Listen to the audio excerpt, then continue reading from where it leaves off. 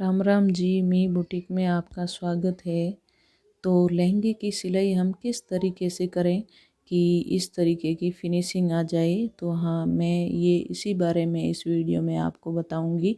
कुछ छोटी छोटी टिप्स हैं जो करने से लहंगे की सिलाई है वो बहुत अच्छी आती है और लहंगा कहीं से भी ऊपर नीचे नहीं खिसकता है। तो सबसे पहले हमें कलियों की जो सीधी साइड है और कली है उसकी एक साइड होती है जो सीधी होती है, एक होती है वो बिल्कुल तिरछी होती है।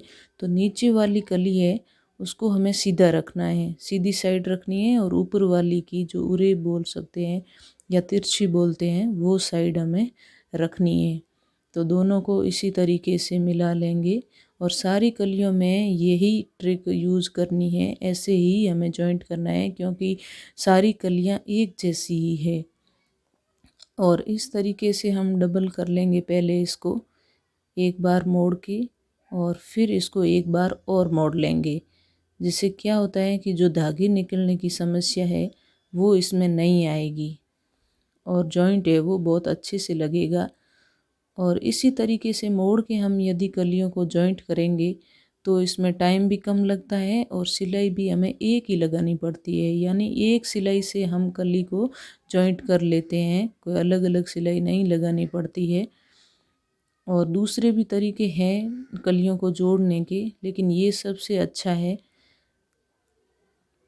और यदि आप पहली बार सिलाई कर रहे हैं या सिलाई सीखना चाहते हैं तो उसमें हमें ये चीज़ है वो अच्छे से इतनी नहीं बन पाती है, तो उसको कैसे सिलेंगे ये आगे देखना। इसी तरीके से हम सारी कलियां जॉइंट कर लेंगे, लेकिन उसमें क्या करना है हमें कि कलियों को रख के और फिर मोड़ना नहीं है। सबसे पहले हमें एक सीधी सिलाई उसके लिए लगा लेनी है। तो हमें इसी तरीके से नीचे वाली कली को सीधा रखना है और ऊपर वाली कली को तिरछा रखना है, और इसी तरीके से हम बिना मोड़े इस पे एक सीधी सिलाई लगा लेंगे। और सिलाई के साइड में हमें लगभग आधा इंच या पौन इंच कपड़ा रखना है, या पहले आप थोड़ा सा मोड़ के और देख सकते हैं कि कितना कपड़ा हमें मोड़ने में जाएगा, तो उसके बाद ही हम वहीं से सिलाई स्टार्ट करेंगे। तो इस तरीके से पहले एक सिलाई लगा लेंगे और अब इसको मोड़ लेंगे। तो इसी तरीके से इसमें दो ही सिलाई लगानी पड़ेगी, लेकिन आप जब 2-3 बार लहंगे बनाओगे तो ये भी फिर समझ में आ जाएगा कि एक सिलाई में भी हम मोड़ के और फटाफट से कली बना सकते हैं। तो इसमें ऊपर वाले कपड़े जो तिरछा है कली का उसको भी ज़्यादा खींचना नहीं है और न ही हमें सीधे वाले कपड़े को खींचना है।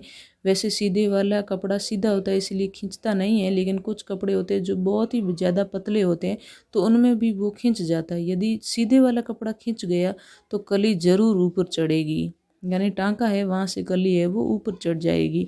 तो ऐसा नहीं करना, हमें नॉर्मली जैसा कपड़ा है उसी तरीके से उसको रखना है, ना ज़्यादा खींचना है ना ही लूज छोड़ना है। और इसी तरीके से हम इसको मोड़ लेंगे। तो जो हमारी पहले सीधी सिलाई हमने लगाई थी उससे अंदर की तरफ कली की तरफ ये सिलाई नहीं जानी चाहिए। और अब हम करेंगे कलियों की गोलाई देंगे। तो सबसे पहले ये जो सिलाई है वो उतनी है जितनी हमने कली कट की थी, लेकिन फिर भी एक बार हम माप लेते हैं। और अब क्या करेंगे, जो पहली कली थी उसको मैंने छोड़ दिया है और अब दूसरी कली है उसमें आप सिलाई से सिलाई को इस तरीके से मिलाओगे, सीधा निशान लगाओगे तो ज़्यादा कली है वो अपने आप ही यहाँ से दिख जाती है और इस तरीके से हम इसको कट कर सकते हैं। और कुछ ऐसे कलियां होती हैं जिनको क्या करते हैं कि ऊपर कपड़े को लहंगे को पहले समेट देते हैं, समेट के और फिर नीचे से पूरा ही लहंगा बराबर करते हैं, तो उसमें टाइम ज़्यादा लगता है और बार बार इतना बराबर भी नहीं हो पाता है। तो ये तरीका अच्छा है। और फिर क्या करेंगे, मैंने 8 कलियों को आपस में जोड़ा है, लेकिन लास्ट वाली जो कली है उसको नहीं जोड़ा है क्योंकि उसको मैंने गोल नहीं बनाया, सीधा ही रखा है, क्योंकि फिर उसमें नीचे से भी थोड़ी खुली रखनी पड़ती है मगजी लगाने के लिए।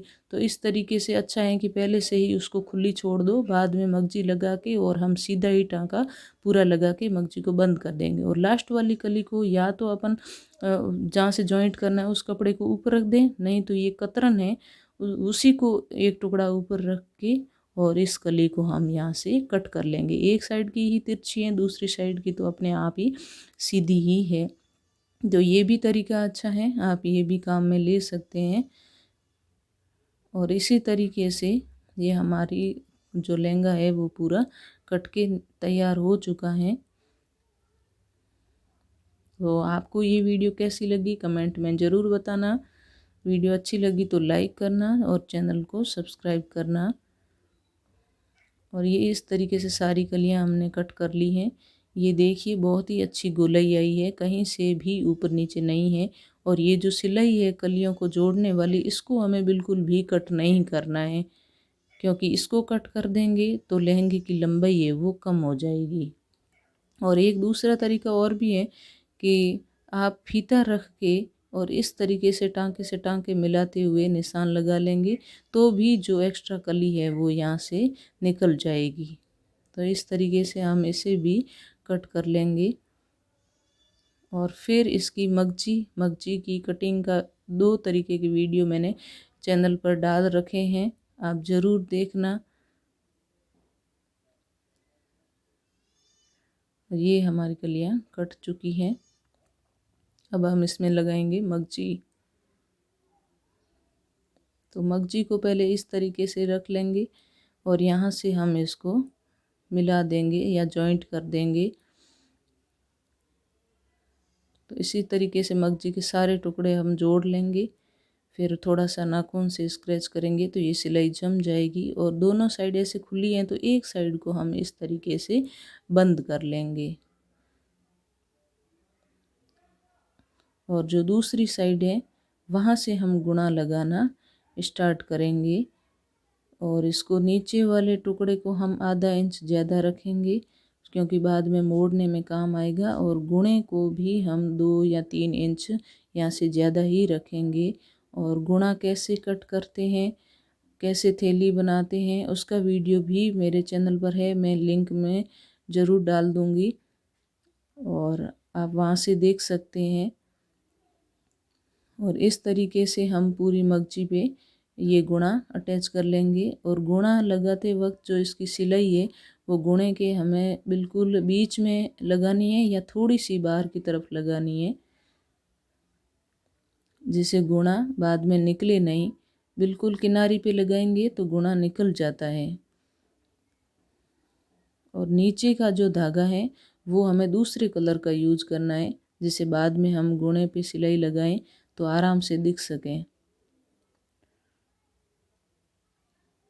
तो इसी तरीके से हम पूरी मगजी पे गुणा लगा लेंगे।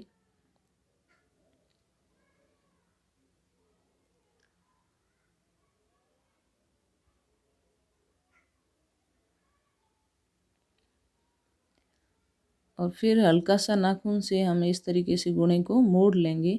और ये जो भाग मैंने खुला छोड़ा है वहीं से मैं गुणा मगजी अटैच करना स्टार्ट करूँगी।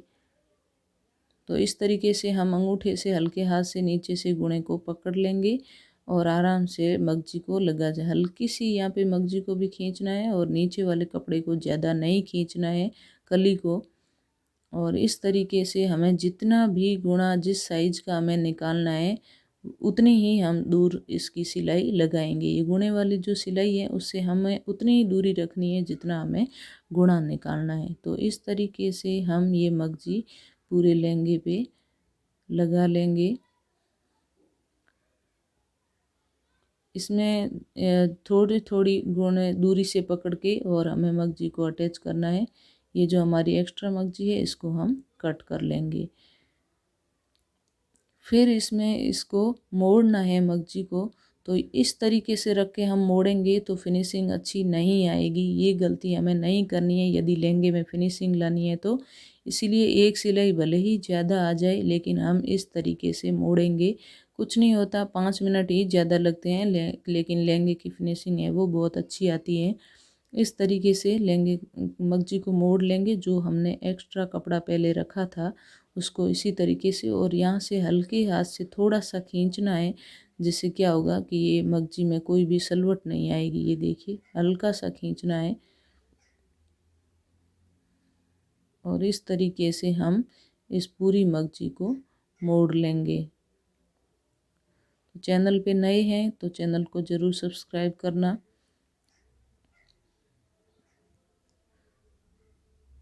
और फिर हम यहाँ से जो फिनिशिंग की सिलाई है वो यही होती है। इसमें सबसे अच्छा ध्यान यही रखना है कि जो गुणे से हमारी दूरी है वो बिल्कुल बराबर रखें। ये देखिए बराबर रखने से कितनी अच्छी फिनिशिंग आई है। और अब हम करेंगे इसका नेफा तैयार। तो नेफे की कटिंग का वीडियो पहले डाल रखा है। और इस तरीके से हमारा जो भी एक्स्ट्रा कपड़ा है उसको हम यहाँ से मोड़ लेंगे। हमने 2-2 इंच एक्स्ट्रा लिया है दोनों तरफ से। और इसमें मैंने 3 जगह पे कट लगा दिए, एक मगजी के बिल्कुल बीच में और फिर उसके और बीच में, मतलब 2 कली जॉइंट होगी वहाँ से एक निशान है। और इस तरीके से आप नेफे को ऊपर भी रख सकते हैं और नीचे भी रख सकते हैं, जो आपकी सुविधा है वैसे आप रख सकते हैं। और मैंने कट से कट को मिला लिया है। तो एक कट है जहाँ से हमें 2 कली अटैच करनी है। तो जितनी भी कली बीच में एक्स्ट्रा है उतनी हम यहाँ पे सलवट डाल देंगे। और इस तरीके से कट मिलाते जाएंगे और पूरी कली को अटैच कर लेंगे। जिससे क्या होगा कि नेफे में बिल्कुल बराबर साइज में हमारी कलियां हैं वो जुड़ेगी, ना बीच में से आगे वाला भाग ज़्यादा होगा ना ही पीछे वाला भाग ज़्यादा होगा। और ये हमारा लास्ट वाला पॉइंट है, यहाँ से हम ऐसे मोड़ के और नेफे को तैयार कर लेंगे। और यदि आपको कपड़े में नीचे से नेफा निकलने का डर है या फिसलने का है तो ये यहाँ पे एक सिलाई इस तरीके से ज़रूर लगाना, जिससे ना तो ज़्यादा धागे निकलने की समस्या होगी, ना ही हम नेफे को मोड़ेंगे तब यहाँ से फिसलेगा। और फिर एक बार क्या है कि देखो मगजी लगाते वक्त कुछ तो ऊपर नीच हो जाती हैं थोड़ी बहुत। जो बिगनर्स हैं उनमें क्या होता है कि या तो कपड़ा ज़्यादा छोड़ देते हैं या ज़्यादा सिलाई में ले लेते हैं। तो एक बार ज़रूर यहाँ से हमें एक बार और नाप लेना है और फिर हम नेफे को इस तरीके से मोड़ लेंगे। और मोड़ के हमें बिल्कुल अच्छे से सिलाई लगानी है। नेफा ज़्यादा चौड़ा भी नहीं रखना है, लगभग 1 इंच से कम भी नहीं रखना है। 1 इंच से थोड़ा सा ज़्यादा रख सकते हैं, या 1 इंच ज़्यादा चौड़ा होता है तो वो मुड़ जाता है लहंगा पहनने पर। और ज़्यादा छोटा भी होता है तो भी नाड़ा भी अंदर से अच्छे से नहीं आता है। तो कम से कम हमें 1 इंच तो इसकी चौड़ाई रखनी ही है। और इस तरीके से हम नेफा भी तैयार कर लेंगे। अब पूरा लहंगा मैंने यहाँ से खुला रखा है। अब नेफा लगाने के बाद मैं इसका जो लास्ट सिलाई है उसको मैं मोड़ूंगी। तो यहाँ से हम पकड़ के और इसको अच्छे से सिलाई लगा देंगे। और यहाँ से नेफे को मिलाते हुए जो भी हमें यहाँ पे एक्स्ट्रा है, यदि किसी के उरे भी है जो नीचे वाली कली है उसकी एक तिरछी साइड है, यदि वो लूज भी हो जाती है तो यहाँ पे हम छोटी छोटी सलवट भी डाल सकते हैं। और इस अब जो कुर्ते में चाक बनाते हैं वैसे ही इसको हमने मोड़ लिया है। तो ये बहुत ही फिनिशिंग के साथ बना है। और एक्स्ट्रा धागे हैं उनको तो बिल्कुल भी नहीं रहने दें। और अब हम इसको यहाँ से वापस मोड़ लेंगे जिससे धागे नहीं निकलेंगे। तो लास्ट वाली सिलाई है वो मैं ऐसे ही लगाती हूँ। और इसकी कटिंग का वीडियो है वो भी मेरे चैनल पर डाला हुआ है, जो कि पार्ट फर्स्ट के नाम से है। उसका भी लिंक मैं डिस्क्रिप्शन में डाल दूँगी। और यहाँ से हम थोड़ी सी मगजी को फिनिशिंग देने के लिए इतनी सिलाई लगा लेंगे।